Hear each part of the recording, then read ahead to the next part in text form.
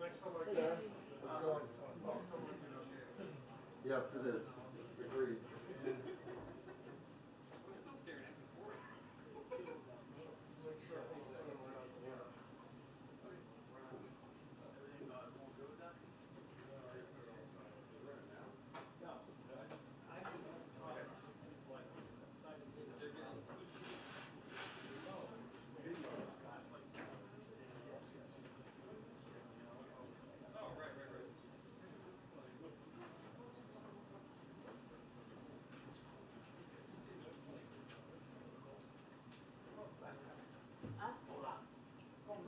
How are you? Yeah, because everybody thinks you're Spanish. No. Yeah, you know, with me, two weeks ago I did a little work because my last name is Vero. Oh. Versus her. Yeah. I'm like, yeah. Nah, I do want to learn. I definitely want to learn. I used to have two brothers. Great thing. It was? A lot of pretty Puerto Rican ladies. I like it. Huh? A lot of pretty Puerto Rican women. Does it? Be careful with the Puerto Rican. No, yeah, my brother. Next year I'm going to sell some Z6s. Vinny. Yeah, well, yeah, I know the feeling. Everybody crazy these days. Huh? The good thing everybody is crazy these days. This is Z8. Yep. Because the first generation comes in like the very first thing is one of the most, you know. Right, so by waiting, you skip the first. Oh, I'm here. Definitely princess. Yeah, I know. Okay. See that?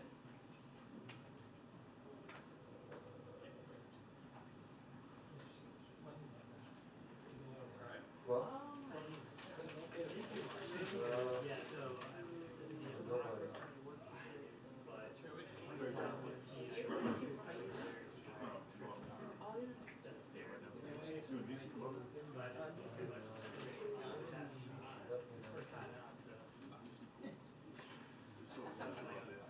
But we're expensive. I do everything. Would I be here talking to you? Depends. I mean, I've been exhibiting there for a long time. Yeah, they just came in with two things. So I had a long time ago. Oh, okay. Yes. It's not too far. You know, right? I read. Only 30 years. I gotta get a chair. Oh, my bad, man. You're good. You're good. Yeah. Oh, Khalil's out? He left? Thank you, Khalil.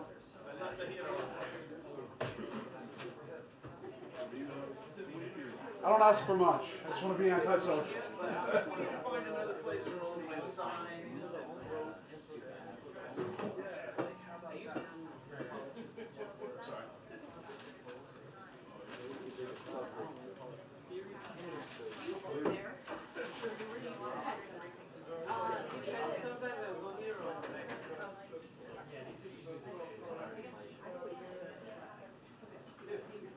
Oh yeah, they have their meeting. Oh, they just pay for it. Oh, they pay for this? Yeah. They're not free. I didn't know that. Their reporters sometimes film them when they ask their questions. They can record it on their video. So you see all of them after they stop. So that was probably. Sometimes they don't know.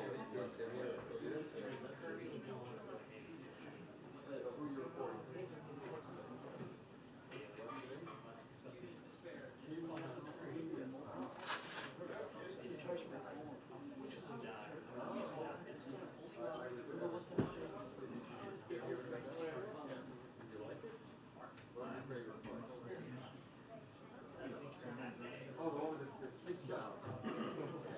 That was good. I can't imagine. You didn't like the toy train on the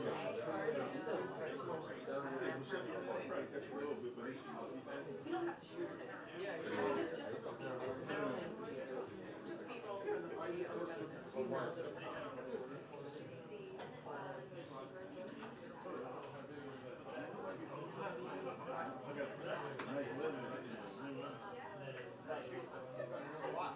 everybody uses those kind of Yeah. Easy now. Wow, look at that. You still need that. You still need this, or just kept the room top. Well, yeah, like, we don't need it on, but we can take it to the first lady. She's next.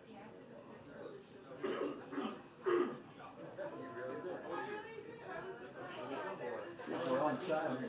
Jeff standing next to the gingerbread house, with his finger in the computer. Oh, wow, geez. Right, is it take a picture with the phone?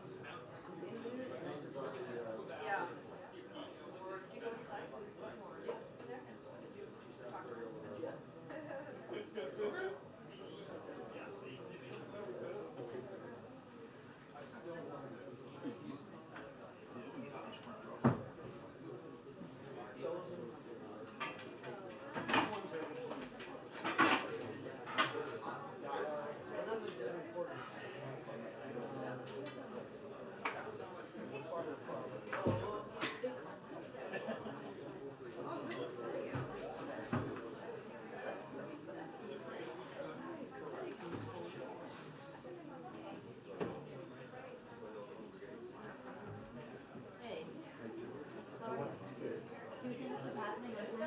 Yeah, the indications are.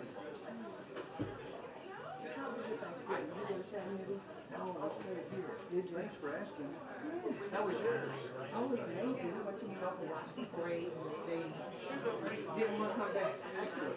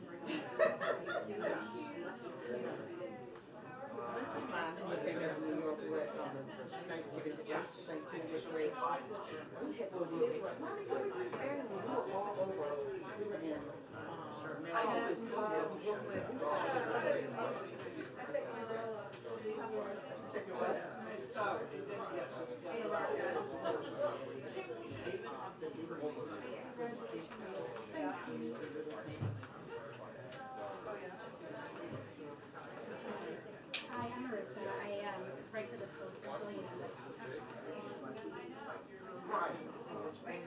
You're kind of familiar. Well, and that's up for the reader to judge, but that's sort of his business argument that Ryan's got so much going on that this just doesn't have the time to be able to deal with it. That's the argument he's making.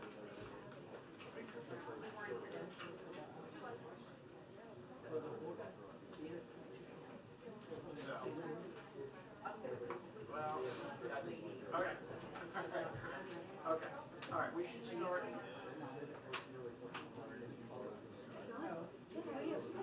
Yeah, I don't want to see what comes out of the yeah,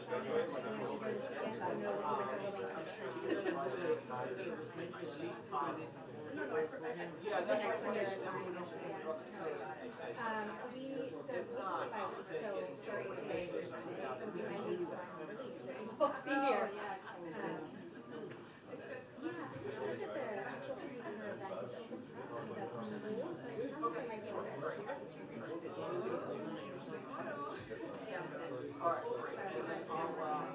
I'll look at the budget.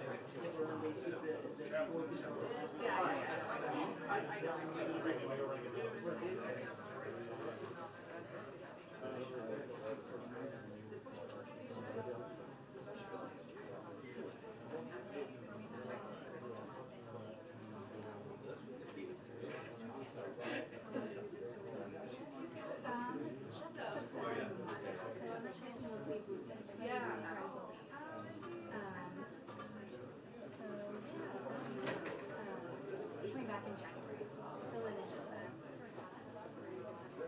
Yeah, so I hope to focus on something. It's really nice. also gets me to come my desk a little bit nervous.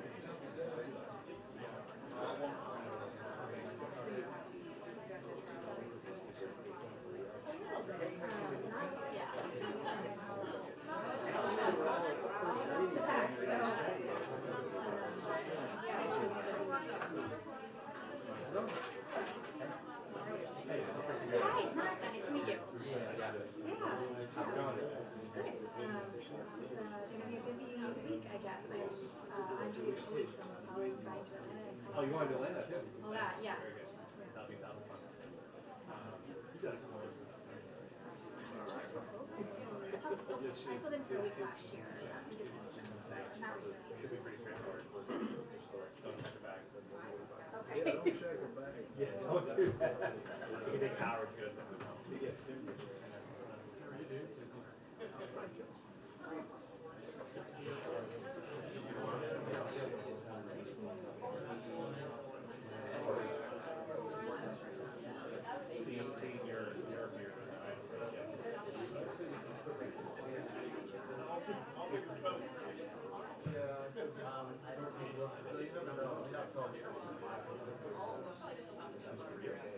I mean, yeah, but I feel like that's amazing. That's amazing. So that's. That's cool that it kind of works. Yeah, exactly, yeah. So, it was very nice, very fun.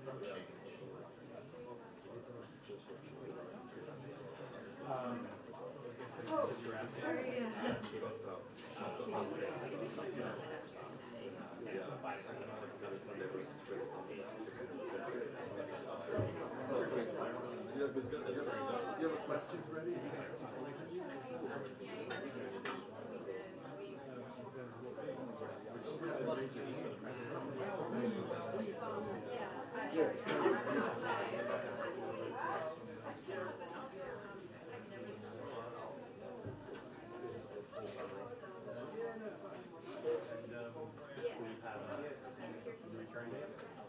Sometime in January, but I don't know.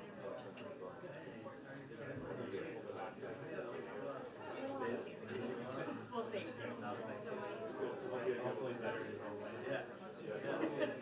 I don't think they thought about it.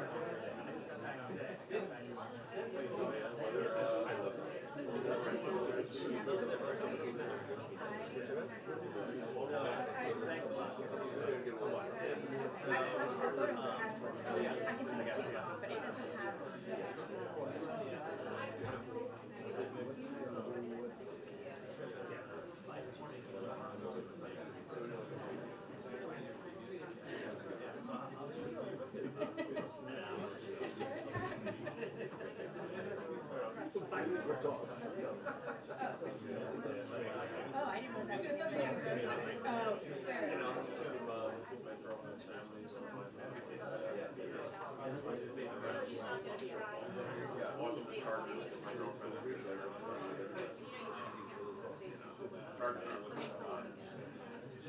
I had to watch for her.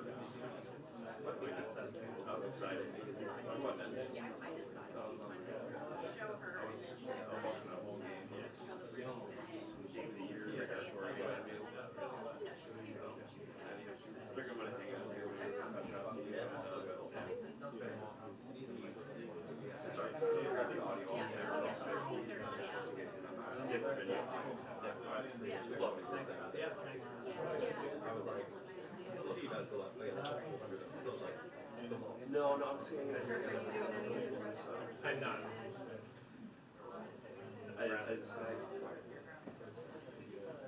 Is that good? That's a good thing, right? It's a good thing. I'm not in trouble. Yeah. I didn't know way back. Yay! January. We're almost in the red zone. That's exciting. Only a little bit here. I think the Zeke may be sleeping in busy.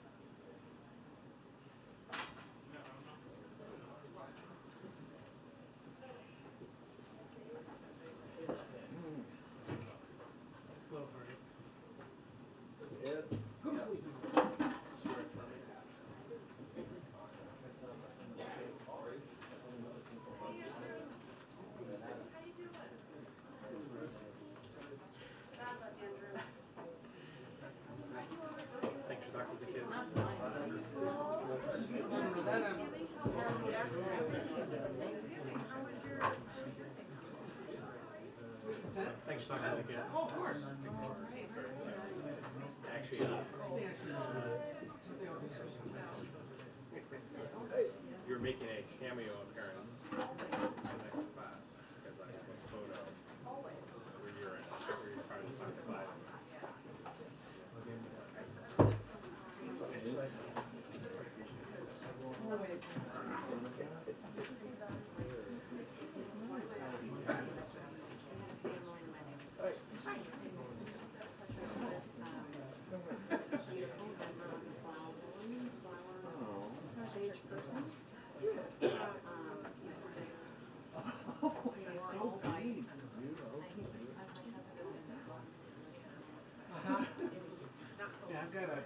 Yeah, I've got a godson myself, a dirty blonde. Oh yeah, I remember that. First try.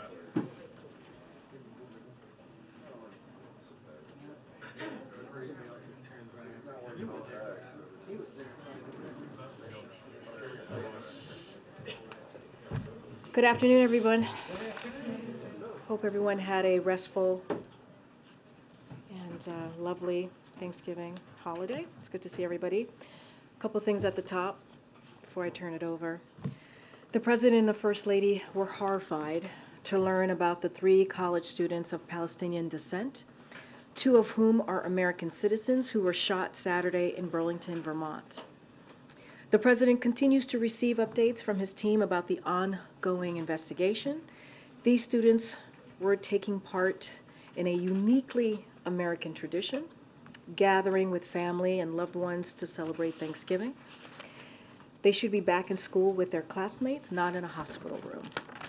The President, First Lady, and everyone here at the White House join Americans across the country in praying for their full recovery, and we send our deepest condolences to their families and the broader Palestinian, Arab, and Muslim American communities.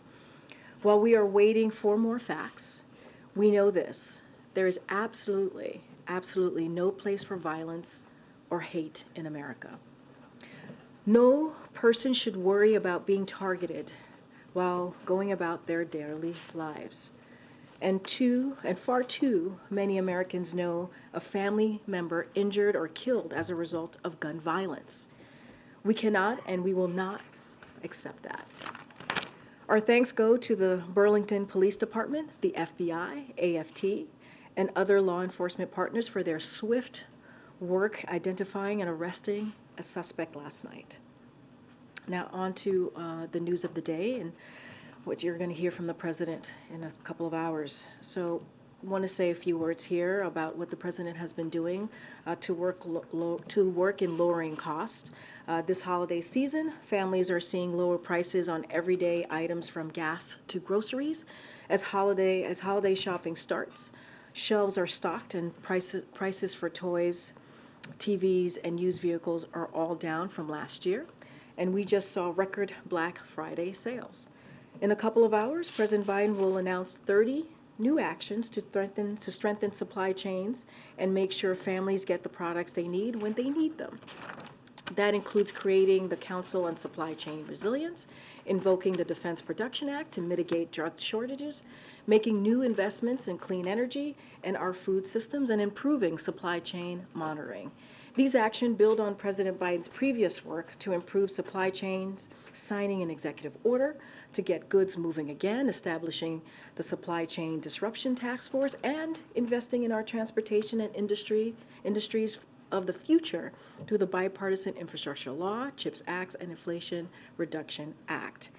This work helped unsnarl supply chains and lower inflation. On Thanksgiving 2021, more than 100 container ships were waiting to dock at U.S. ports.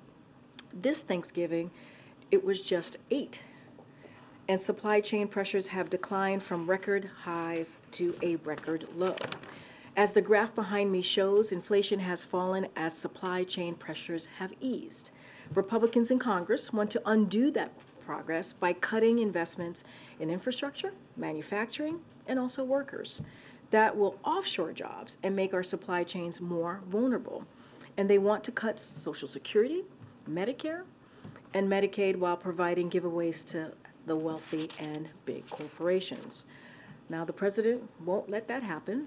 He's lowering costs for hardworking families, not for millionaires and billionaires. And finally, while we're talking about lowering costs for American people, I also want to highlight the president's work to bring down the cost of health care. Meanwhile, congressional Republicans are working to rescind health care coverage for millions of Americans, gut coverage for pre-existing conditions, restore insurance companies' ability to kick you off your coverage if you get sick, throw Americans up to age 26 off their parents' health care, charge women more than men, eliminate free mammograms and colon cancer screenings, slash Medicaid, and increase drug costs, all in the name of new tax welfare for wealthy special interests. This tax welfare could further hurt people by expanding the deficit and worsening inflation. This is unacceptable. We will not stand for this. We need to be asking the wealthy to pay their fair share so we can invest in lower costs for hardworking families, not selling hardworking families out with higher cost healthcare costs so the wealthy can gain a new tax windfall. And with that, I have John Kirby here. The Admiral's here to give an update on what's happening in the Middle East and take any other foreign policy questions you may have. All right. Good afternoon, everybody.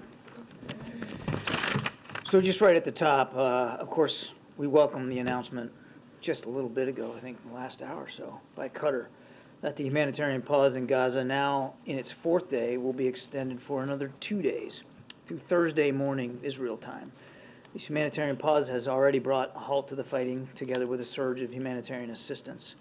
Now, in order to extend the pause, Hamas has committed to releasing another 20 women and children over the next 2 days. We would, of course, hope to see the pause extended further, and that will depend upon Hamas continuing to release hostages. The president has been deeply engaged on this process throughout the Thanksgiving weekend. He spoke with the Emir of Qatar at a very critical moment to help resolve an impasse on the 2nd day of the pause. And then yesterday, he spoke with Prime Minister Netanyahu with a focus on working towards an extension of the pause, the extension that, quite frankly, we're seeing today. His team then worked on that overnight and through the morning. He was briefed this morning by the National Security Advisor, Jake Sullivan, on the ongoing talks to extend the pause. He and his entire national security team will obviously stay engaged on this over the coming days as we work to implement this extension of the original agreement, as well as efforts to extend the pause even from there.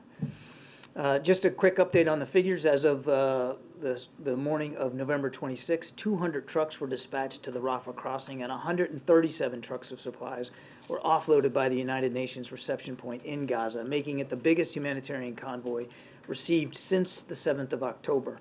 And this brings the total number of trucks of aid and assistance, including fuel, to over 2,000 since the 21st of October. Our team has prioritized getting this much-needed relief into Gaza to alleviate the suffering of Palestinian civilians there. Of course, most of them have nothing to do with Hamas. And to date, we have assisted over 840 Americans and their families who have departed and sought the support of our team on the ground in Egypt. And with that, take some questions. Thank you, Admiral. A few things here. The president called conditional aid for Israel a worthwhile thought. Is he actually considering conditioning aid or not? What he also said, right after acknowledging that it was a worthwhile thought, was that the approach he has chosen to take so far has produced results and outcomes. Many of them I just walked you through in my opening statement.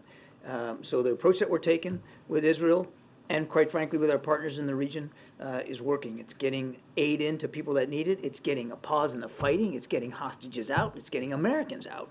And quite frankly, we continue to urge and will continue to urge the Israelis as they conduct military operations to do so with the utmost care for innocent civilian life. The Democrats in his party who say we need to start conditioning aid going forward, what would he say? I think he would say exactly what he said to y'all yesterday when he got asked this question. It's a worthwhile thought, but the approach that I'm taking now is working. The approach that we're taking now is working. It's getting results. The increasing dangers to U.S. military personnel in the Gulf. I know you outlined in a series of appearances this morning what happened, but are we to continue seeing this sort of, well, let me put it this way, is that strategy of dealing with it as it happens going to continue to be the strategy? You've seen some say there should perhaps be a more robust response to these ongoing attacks, whether it's from Iranian-backed militias in Syria or Iraq, whether it's the Houthis. Is there any thought of changing up how that's done? I don't think we're going to get in the business of telegraphing our punches, Ed. We've responded forcefully against the threats to our forces in Iraq and Syria, and now our forces in the Gulf region, the Gulf of Oman, the Gulf of Aden, will continue to do that as appropriate. Is striking in Yemen still an option? Again, I'm not going to telegraph punches. We will take the steps appropriate to protect our troops and our forces in the Middle East region. I would add that the Mason is attached to the USS Eisenhower Carrier Strike Group, which the President dispatched to the region specifically to address the increase in the tensions. Any possibility that Americans will be among the 20 that we release over the next few days? Well, we certainly hope so. I mean, we're going to watch this very, very closely. We're certainly hoping that another batch of hostages gets released today as part of the fourth and final day of the original agreement. We're going to be watching closely to see if any Americans are in that group. As it has come out over the last 3 days, we don't really know until you get into the end game who's going to be actually on that list, and then even then you got to watch closely to seeing if who's on the list is the folks that actually come out. So we're watching and hoping. And you spoke of the President's conversation at a critical moment to break that impasse. Can you talk a little more about what that impasse was and how that was broken in his conversations? I mean, it came down to, you're talking about over the weekend, it was really more about the lists and who was on it, and I don't want to get into more detail than that. It's a similar issue to what we faced today. The reason why there's been a little bit of a delay because there was a difference of a view, if you might, over the list, and the fact that mothers were not originally going to be allowed to come out with their children, and that's been resolved. So it really had to do with the who. And very, very quickly, the newly elected leader of Argentina says he's coming to the U.S., also to D.C. Any meetings scheduled with administration officials, with the president, with anybody else while he's here? Yes, President-elect Milei will be coming to Washington, D.C., largely to meet with the IMF and the World Bank over their fiscal and economic issues. But while he's here in town, he'll have a chance to meet with some National Security Council folks, including Jake Sullivan. No plans to meet with the president, right? No plans to meet with the president. The president will, as you think you know, be on travel in the middle of the week. Thank you. On the remaining Americans who are being held, do you have any more clarity on whether they're being held by Hamas or with one of these other terrorist groups? No. And, all along you've been very clear about concerns that a broader ceasefire would only benefit Hamas. Sullivan was pretty clear yesterday in saying that, Hamas has been able to gain some benefit from this. How concerned are you that the longer this truce lasts, now 6 days, that Hamas will benefit? And how do you weigh that? It's a real risk. You have to expect a group like Hamas, a terrorist group, which clearly doesn't abide by laws of war, will try to take advantage of any pause in the fighting for their own benefit. So we're watching that closely, as well as our Israeli counterparts. You can bet that they're watching that closely. And I don't want to speak for the Israelis, but I mean, this is a calculated risk that Prime Minister Netanyahu and his war cabinet are willing to take in order to get those hostages out. So it's a balance. And as you've also heard the Israelis say, that once the pauses are over, they intend to go right back at military operations. And when you say that Hamas has been able to get some benefit so far, is that restocking, resupplying? What does that benefit look like? I would just say that, without getting into intelligence issues, that any pause in the fighting could benefit your enemy in terms of time to refit, to rest your fighters, to rearm them, re-equip them.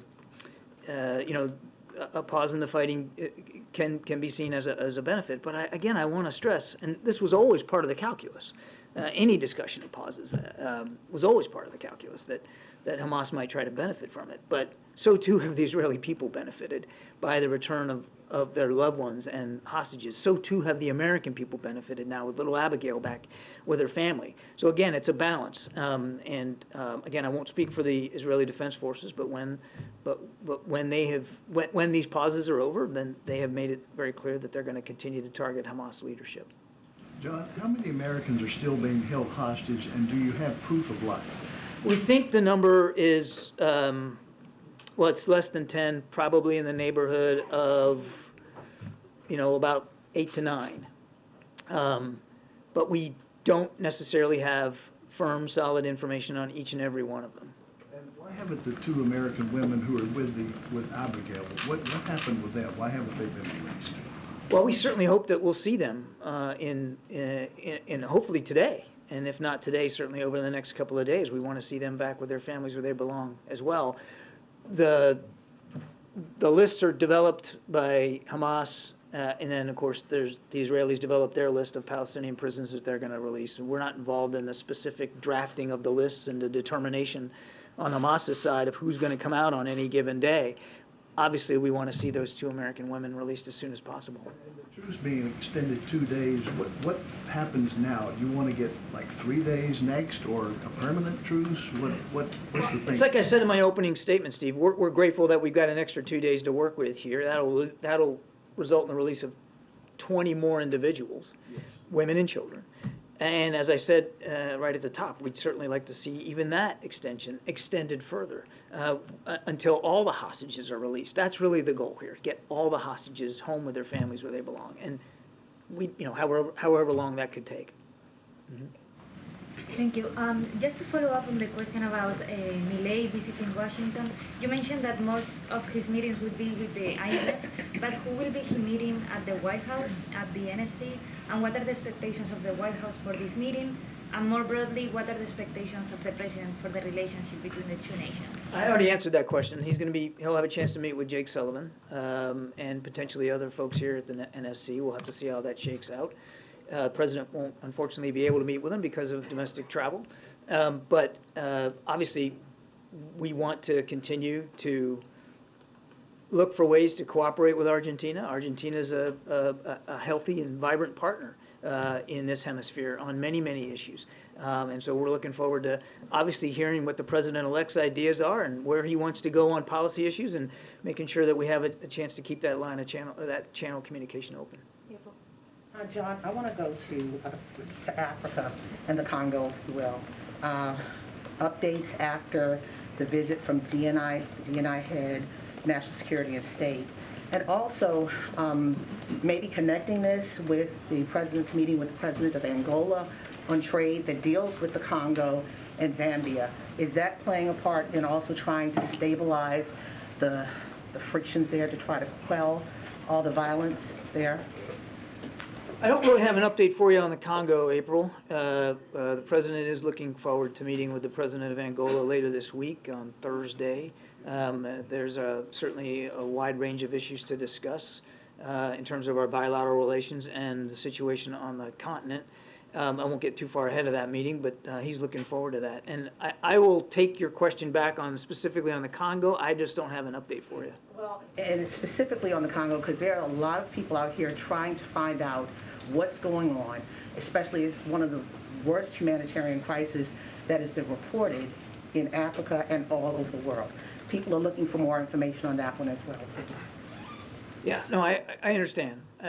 Let me take your question. Yeah. Thank you. John, can you give us a little more details on this upcoming visit of President Lorenzo? Is President Biden excited to receive President Lorenzo, and what more can we expect from this meeting between Joe Biden and President Lorenzo? Angola is a strategic partner and a growing global voice on issues of peace and security. The President's grateful to Angola for their principled voice in terms of the conflict in Ukraine and the role that President Lourenço is playing to advance solutions to conflicts there as well. Angola and the United States are expanding our economic cooperation at record speed, including pursuing additional investments through the President's flagship Partnership for Global Infrastructure and Investment to build quality, sustainable infrastructure that helps connect Angola to global markets. So there will be a lot of that on the agenda. And will the President travel to Africa this year, as he promised during the...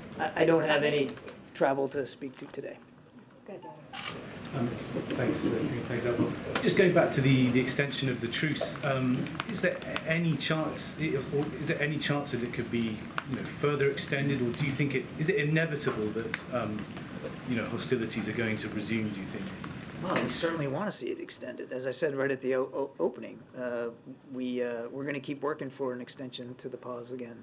Absolutely, that's what we want. We want to see all the hostages out, and this is the best way to get them out. Do you think? Are you Do you think there's any chance that Israel may decide not to? There's any chance that they may halt the offensive, that they're offensive, or? The Israelis have been pretty clear that once the pauses are complete and the hostage exchanges are over, that they intend to continue their military operations against Hamas. John, what has the U.S. learned about how the now returned hostages were treated in captivity?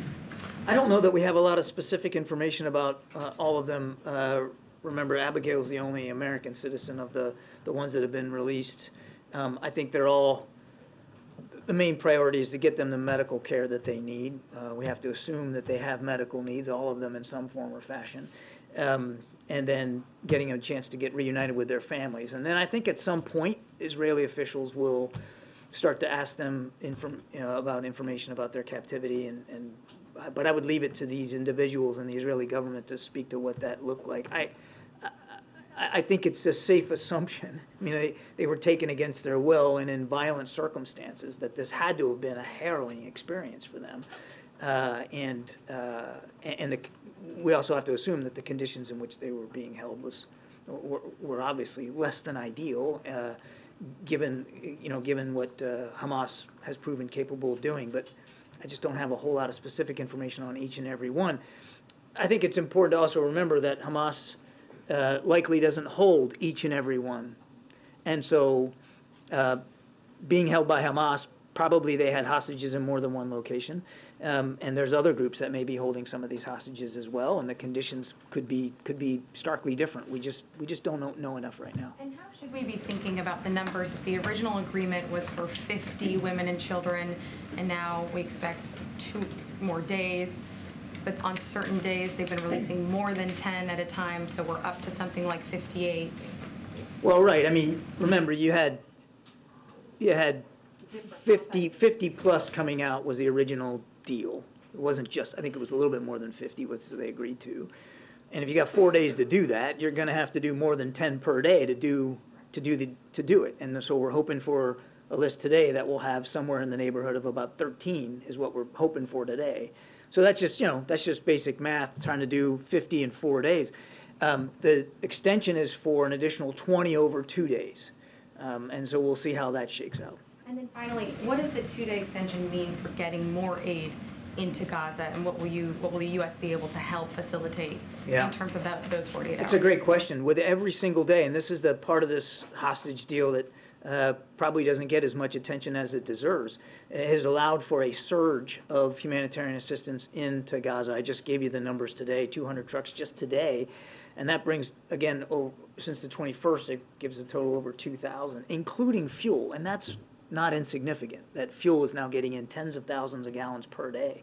So another 2 days, I mean, my goodness, that gives you the chance for dozens more trucks and tens of thousands of more gallons of fuel that can get into Gaza to people in need. So we're going to take advantage of every hour of every day that there's a pause to try to help the people of Gaza. Thanks, John. Can you talk a little bit about how the president's involvement in all this has impacted other priorities? Thinking about COP28, reports that he's not going. Would he have gone had he not been needing to deal with this? Well, I've seen some press reporting on that. I don't have anything to speak to with respect to travel to COP. Look, yes, the president has been very much focused on the conflict between Israel and Hamas over the last month or so, clearly. I mean, well, more than a month. Obviously, and as I said in my opening statement, he was working the phones over the course of Thanksgiving weekend, and I suspect that he'll continue to work the phones in coming days, without question. But at the same time, he's also working across a range of issues. I mean, Karine just laid out for you what he's doing on the economic front here at home, and in the middle of meeting with President Xi in San Francisco, he was also calling the Emir of Qatar and Prime Minister Netanyahu, and but didn't stop him from dealing with issues of Indo-Pacific security. He's the commander-in-chief, which means he has global responsibilities, and the president is more than capable of handling them on any given day. May I also ask how the concerns here domestically, the calls for a ceasefire, the anger about violence, has impacted the president's discussions these last few days? And also, like, how does he hope and how does the administration hope the pause and the extra trucks that are coming in that you're talking about, does he hope that that will quell some of the anger? Does the administration hope that will quell the anger, ease some of the pain that the country is feeling? The president understands that there's strong feelings here on multiple sides. He understands that. He respects that. There's strong feelings. He also believes, right down to his core, that the approach we've been taking has been getting results. It has helped enable Israel to deal with what is, quite frankly, a genocidal threat to their existence by Hamas, by giving them some additional security assistance, and quite frankly, sharing with them our perspectives and advice and counsel on the conduct of military operations, to do so in a way that is as careful and deliberate as possible, obviously with the acknowledgement that these are their operations to plan and execute and speak to. At the same time, he has literally personally led, an incredible surge of humanitarian assistance. No other nation but the United States, and no other leader but Joe Biden has done as much. Now, I say that with full acknowledgement that we couldn't have done this without the assistance of partners, the Emir of Qatar, Prime Minister Netanyahu, and President Sisi of Egypt, and King Abdullah of Jordan. A lot of help on the ground. I don't mean to discount that, but the president has been in a personal leadership role here in terms of getting humanitarian assistance in. And we have been able to get now much more over the last few days than we were even in the last couple of weeks, as well as the removal of individuals out of Gaza and out of harm's way. 850 Americans, as well as hundreds of others from other countries, and of course all these hostages that we're now seeing. All of that is the result of a lot of personal leadership and involvement and engagement by President Biden. No question about that. I mean, even the Prime Minister's office said as recently as today how critical President Biden's leadership has been. So as long as our approach is getting results, I think you can expect that the president's going to continue to follow that approach. In his conversations with his counterparts, has the president received any reassurances that the 2 American women will be released today, and if not today, in the next 2 days? We hope that they will be released today, but we won't know until we see the list and we see who actually comes across. We want to get them released right away. When do you expect to see the list, and are there any holdups that you are still working through now? I'm not aware of any other additional holdups now that the one sticking point was whether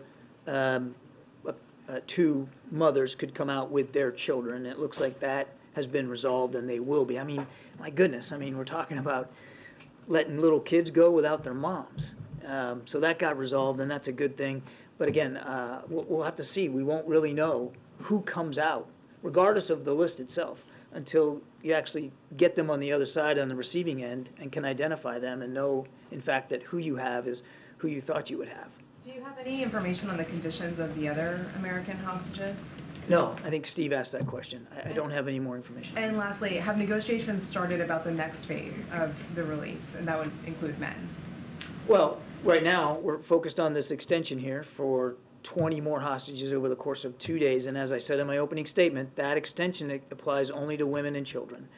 So we're going to focus this a piece at a time. We're glad that we got to day 4 here. We won't breathe a sigh of relief until we know we've got today's hostages out. And the team is already working, our team working with our partners in the region, already working on this 2-day extension for 20 more. And as I said at the top, if we could extend that, we'll want to see it keep extending until we can get all the hostages out. Admiral, we're seeing that Saudi Arabia is pressuring other OPEC Plus members to reinstate those oil supply cuts.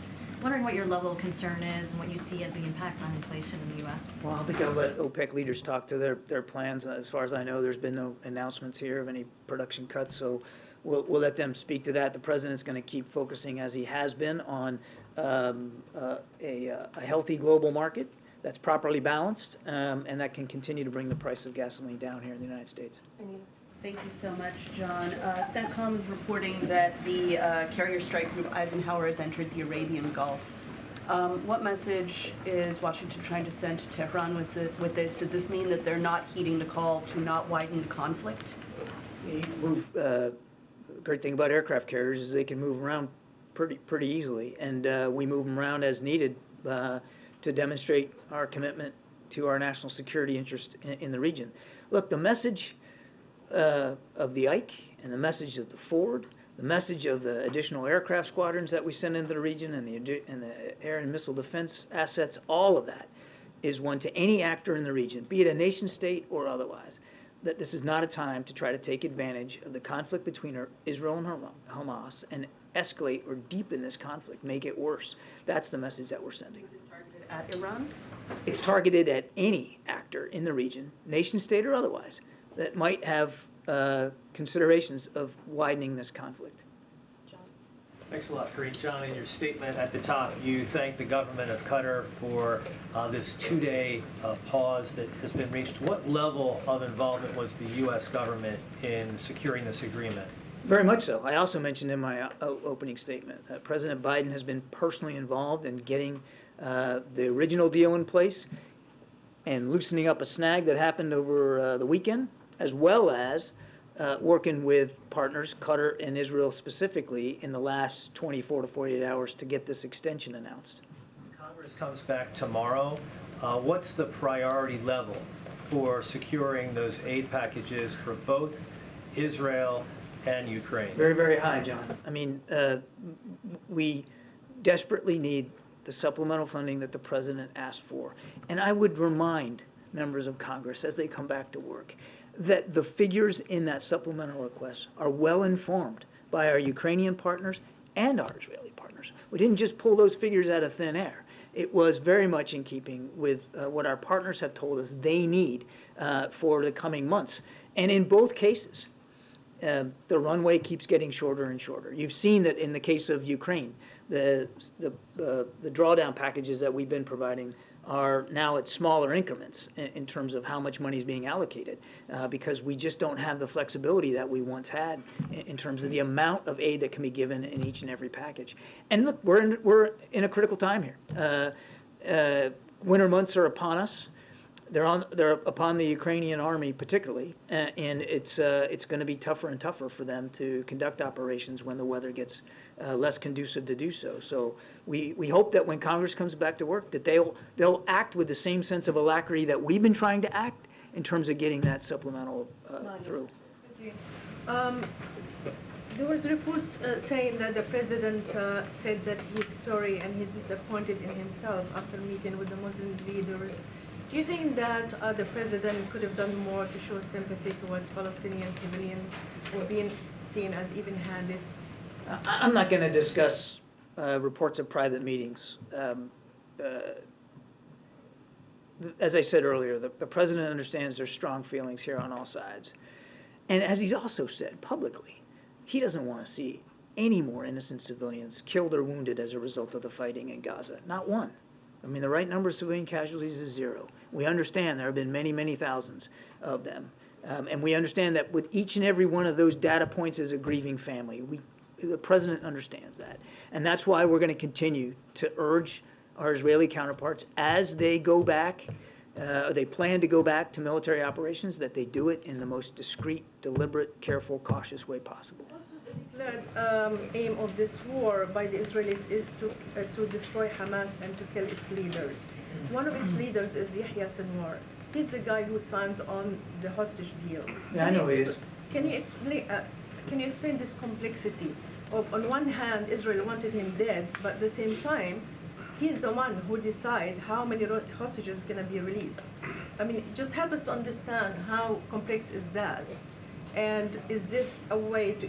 Is this like a strategy to keep from Hamas to keep on releasing less hostages on the hope that he won't be targeted or will be... You're asking me to kind of get into the psychology of Hamas, and I'm just not going to do that. What I can tell you is that the Israelis have a right and a responsibility to go after this threat posed by Hamas, and certainly as a part of doing that, to go after their leadership, which they have done. And they have talked about the leadership that they have been able to take off the battlefield of Hamas. It's a strategy that we executed ourselves against ISIS and against Al-Qaeda. You know, there's a logic to going after the leadership of a network. But in the meantime, there are Hamas political leaders that Qatar has connections with and communications with that they are working with to secure the release of these hostages. Last question. Thanks, Corinne. Just to follow up on the worthwhile thought remark that the president made, I understand he also said he's standing by his approach, but was he saying that he's open to conditioning aid in the future as well, given that this is something he described in that way? I'm not going to get ahead of the president on this. I think he was very clear. Yes, it's a worthwhile fight. He acknowledged that. But he also said, in the same breath, that the approach that we've been taking thus far has produced outcomes and results that have not only benefited the Israeli people in terms of their security, but the people of Gaza in terms of humanitarian assistance and the release of so many Americans now just to walk out through the Rafah crossing. So we're going to keep working on those approaches, on results-based approaches. Thank you, Admiral. Thank you, sir. Question. Thank you so much. Thanks, Admiral. Sorry, guys, we're running out of time. Okay. Chris, do you want to? Yeah, just want to see if you have any update on the supplemental funding conversations right now. How are the negotiations going? When do you get to resolution? So I certainly don't have an update. That is, conversations obviously are happening on the Hill on the supplemental funding. I think you just heard that it's a priority for us, both the domestic and also the national security. We've made very clear that those are emergency asks that we have. That we put in front of Congress, and so we're going to continue to make that very clear. Just don't have any updates for you at this time. And you started the briefing by talking about the shooting of the 3 men in Vermont. The White House has started, efforts to fight anti-Semitism, Islamophobia, and what more can you say about those efforts, given that we're continuing to see, allegations of hate crimes pop up? No, it's a great question, and what we're seeing, these hate crimes popping up is very concerning, obviously, to us, and this is something that the president, from very early of his administration, has taken on. When you think about groups who are under attack, and the president has said it is unacceptable. It is unacceptable. People should be able to live their lives, as I said at the top. And so we've taken a number of actions, this administration, recently to address the alarming rise of reported anti-Semitism and also Islamophobia. And we've talked about it over the past couple of weeks, but in recent months, DOJ published an updated threat response guide from the FBI aimed at telling people what steps to take if they receive a threat. The Department of Education released new resources aimed at addressing anti-Semitism and Islamophobia on college campuses, and that is also for not just college campuses, but from P to 12 schools as well. We also established the first ever national strategy to counter Islamophobia, and earlier this year, we released the national strategy to counter anti-Semitism. So this remains a top priority for this president, and we will do everything that we can so that Americans who feel safe in their communities and are not under attack. I'm just going to continue to go around. Go ahead. Is the White House open to attaching any border policy changes to a supplemental to get it passed? So I'm not going to negotiate from here. We've made very clear that our supplemental request as it relates to national security, how important it is. And why we think it's important, and we've laid that out, had conversations with members of Congress. Obviously, there was HR 2 that was introduced by the House, and we said we did not agree with that. And Senate Republicans put forth a similar, I think exactly the same proposal. We did not agree with that. As it relates to negotiations that are currently happening in Senate with senators, right, both Republicans and Democrats, we're just not going to negotiate from here. But is it a non-starter with the White House not even entertain a border policy change? I'm just not going to get into negotiating from the podium. On the climate summit, the president attended COP in 2021, in 2022. Why not attend this year? And if he's not attending, will he be participating in some other form, like attending virtually? So don't have anything more to add to what the Admiral said at the podium as it relates to COP28. What I will say is that we're going to have a robust representation, obviously, and we expect to have a productive, it'll be productive. So we'll have Special Envoy John Kerry, National Climate Advisor Ali Zaidi, and Senior Advisor John Podesta, among others. We'll continue to build on the administration's historic actions to tackle the climate crisis. President Biden, as you all know, you've heard us say this over and over again, we believe led and has delivered the most ambitious climate agenda in history, both at home and obviously abroad, and we've been doing this since day one. So he's secured the largest climate investment ever, putting the U.S. on path to cut climate pollution in half by 2030, which is something we believe that we are on track on doing, protecting more than 21 million acres of public lands and waters. And so he's going to continue to rally not just world leaders, but obviously rally here as well, and make sure that we put his climate ambition actions in the forefront. I just don't have any travel updates to announce at this time. Good, Steve. Details of the Carter event tomorrow. Will the president make remarks? Will he see Jimmy Carter? So I do have a couple of things to say about that. As you know, the president and the first lady and the vice president and the second gentleman are going to be attending tomorrow, the event tomorrow. As it relates to what the president's going to be doing, so certainly we're going to refer you to the Carter Center and the Carter family for specific details on the tribute service they have planned for the former First Lady, Rosalynn Carter. The president and the First Lady obviously will not be delivering remarks, but as to anybody else speaking, we would refer you to certainly to the Carter Center. And as if the former president's going to be in attendance, again, we refer you to the Carter Center.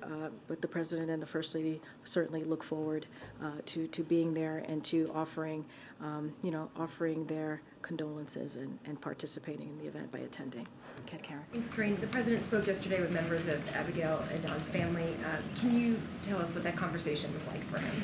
So look, you heard from my NSC colleague, the Admiral, about, and you heard from the President. You heard from the President yesterday speak to the importance of getting Abigail home. As you know, she celebrated her 4th birthday while she was in captivity, and how important he believed it was to get her home, but also the American hostages who are being held, and also American hostages who are being held more broadly globally.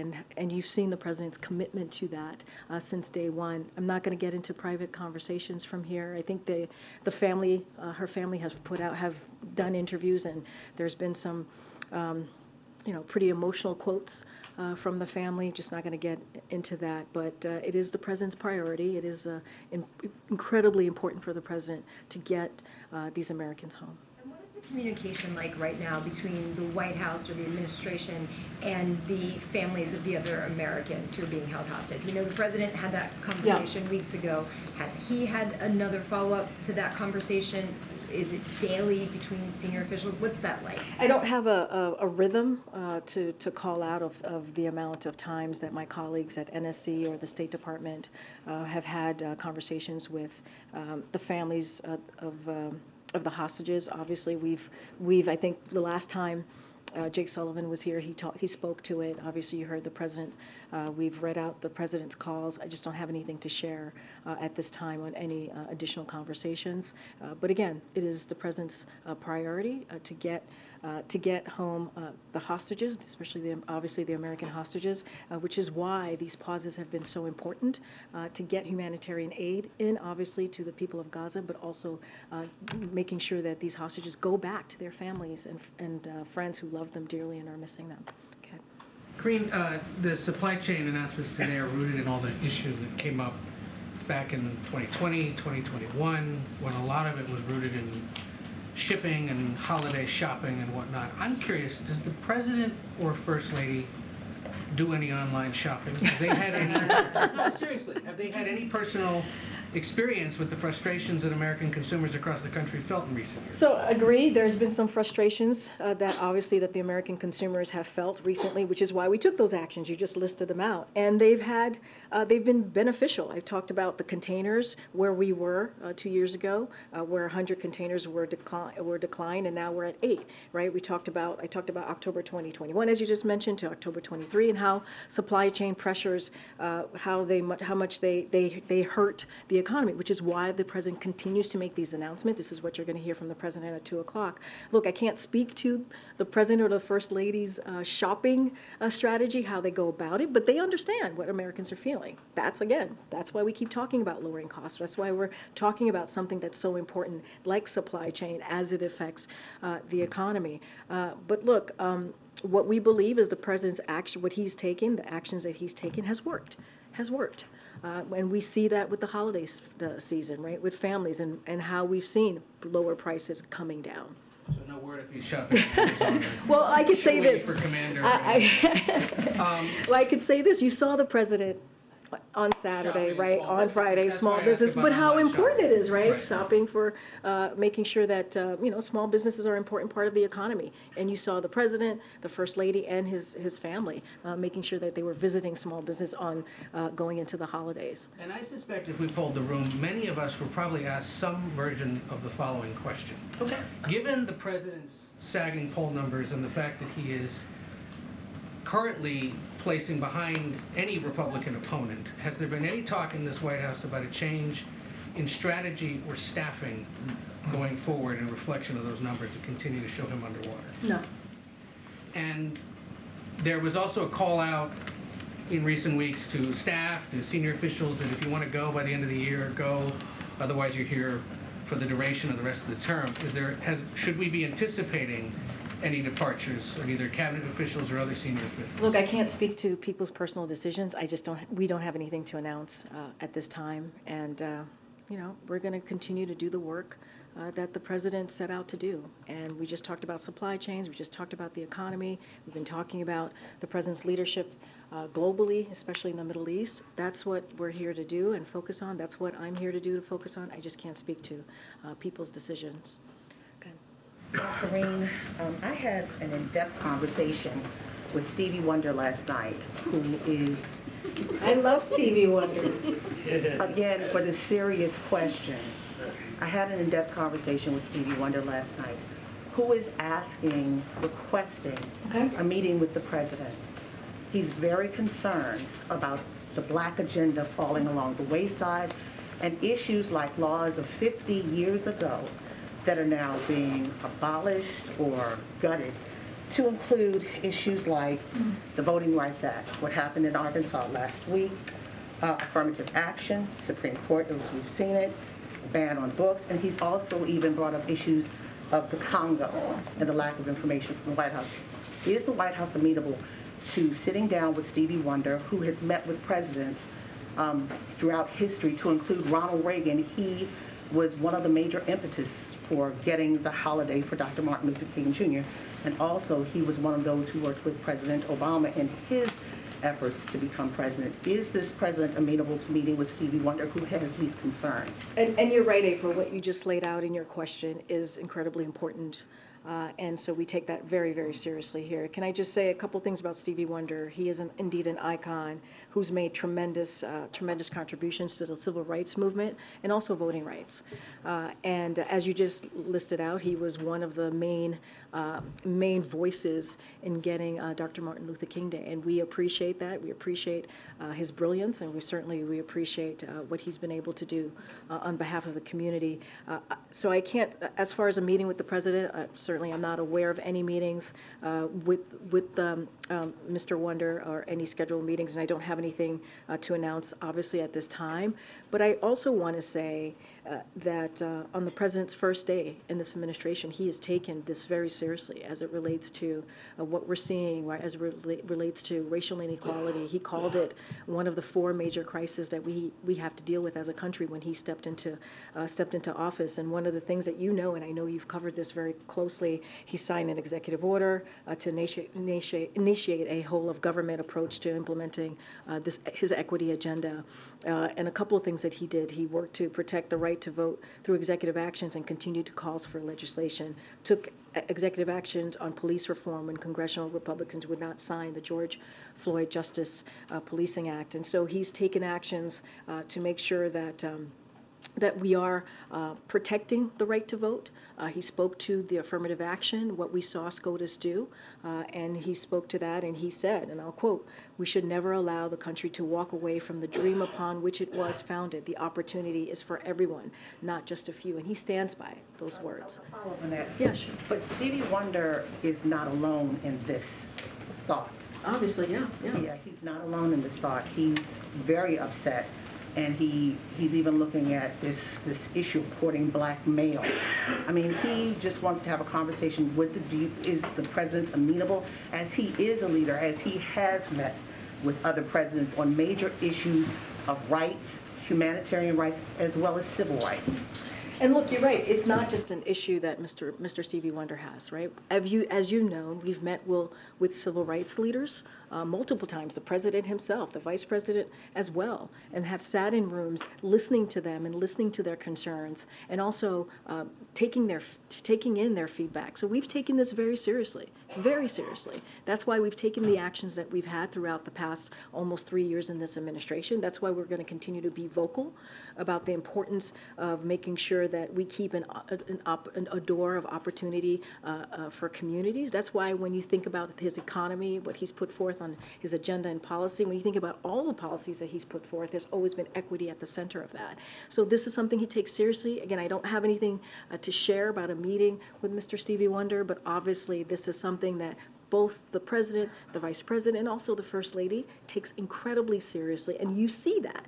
You see that in the actions that we have taken, whether it's policy actions, whether it's speaking out and speaking up about what we're seeing from Republicans, extreme Republicans on the other side of Pennsylvania Avenue, and what they are trying to do in taking away voting rights, or what we've seen from the Supreme Court justice in taking away certainly affirmative action, which we think is incredibly important, and we're going to continue to speak to that. Seriously. Thanks, Corinne. On lowering prices, you said earlier that the actions the president has taken have worked. So is it your sense that when people were home for Thanksgiving, catching up with their family members, they were saying to each other, "Can you believe how much more affordable things have gotten?" So honestly, I wouldn't, I hear the question, but I want to make sure this is very clear. We take that very seriously. We take what families, the decisions that they make at their kitchen table, whether it's during Thanksgiving or whether it is every month as they're trying to make hard decisions about how they move forward with taking care of their family. We take that very seriously. It's not a joke to us. It is important to us. This is the president who talks about it in a very personal way when he talks about what families have to go through, working families, middle-class families, and that's why he's taking actions that he has. And so, look, the fact is, the data shows that the economy is improving. The data shows that households remain in a strong financial position. Household wealth is at a record high, with lower income households seeing the largest gain since the pandemic. Those are indeed what we're seeing. But we don't take lightly. We do not take lightly what Americans and families continue to feel. That's why the president at 2 o'clock is going to talk about what the actions that he's taking to continue to lower costs. But why do you think it is that when you say the economy is improving and President Biden says the economy is improving, that a majority of Americans outside of this building are not buying it? So here's the thing. When we walked into this administration, the economy was on a tailspin. That is the fact. Because of the last administration, because of the Trump administration, because of how they dealt with COVID and the pandemic, because they didn't have a comprehensive plan. The president came in, he passed the American Rescue Plan, which was able to get the economy back on its feet, which was able to open up small businesses were able to open up, schools were able to open up, and we understand what Americans have been feeling over the last 2-3 years. It's going to take some time. We get that. It's going to take some time, but it does not take away how we have seen the economy getting back on its feet. We actually had to fix the problem that we saw that the last administration left us. But almost 3 years in office, inflation is up over 17% since President Biden came here. And you're saying that's still Trump's fault? Inflation is moderating because of the actions that this president has taken. Doesn't Because that just mean that prices are going up slower? They're still high. It's going down. The prices are going down. If you look at for a perfect example, I mean, I just talked about last week how turkey prices, the cost for turkeys is going down, the cost for eggs is going down because of the actions that were taken. I just talked about supply chain and how that affects the economy, and that's because of the president's action that he's taken. And if you think about gas prices, it's down by $1.70 since its peak, because of the actions that this president has taken. So we understand that people are still not feeling it. We get that.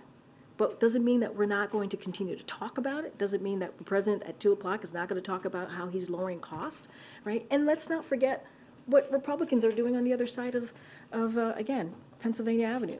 They're trying to increase healthcare costs. They want to get rid of Medicare. They want to get rid of Social Security. That is something that we saw them try to do at the State of the Union, right? They do that over and over and over again. They want to make sure the millionaires and billionaires are actually getting the benefits, right? And so that's not our way. Our way is to build the middle class from the bottom up, middle out, and the president believes in that. He talks about it. You're going to hear him talk about it in about an hour, and that's going to be our focus. I think I get to take one more. Go ahead, Brian. Thanks a lot, Karine. Has the president personally been involved today in these negotiations over the release of the hostages, this sticking point over having mothers released with their children? Has the president been personally involved today? So, as you heard from the Admiral, the president certainly has been kept aware. He's put in a very much a personal focus on this, on these, on the pause that we're seeing. The pause that obviously the first kind of deal of the pause is ending today. Now they're going to see another 2 days, as you heard from my colleague, and this is very personal for this president. He's been very much engaged. You've seen us read out conversations that he's had, right, with leaders in the region, whether it's Egypt, Jordan, and others, obviously including the Prime Minister of Israel. And so the president has been incredibly involved in this. He was certainly briefed by his National Security Advisor, Jake Sullivan, this morning, as the Admiral stated. And so, look, we've always been very clear. When it comes to American hostages being held, wrongfully detained, we take that very seriously. We want to make sure folks are going home to their families. That is important to this president. Families who are suffering, families who are wondering when their loved ones are coming home. And let's not forget getting that all-important humanitarian aid into Gaza for the people of Gaza who need that. So that is going to be continue to be the focus of this president. All right, thanks everybody. Hopefully I'll see you on the road. Thanks, Karine. Bye.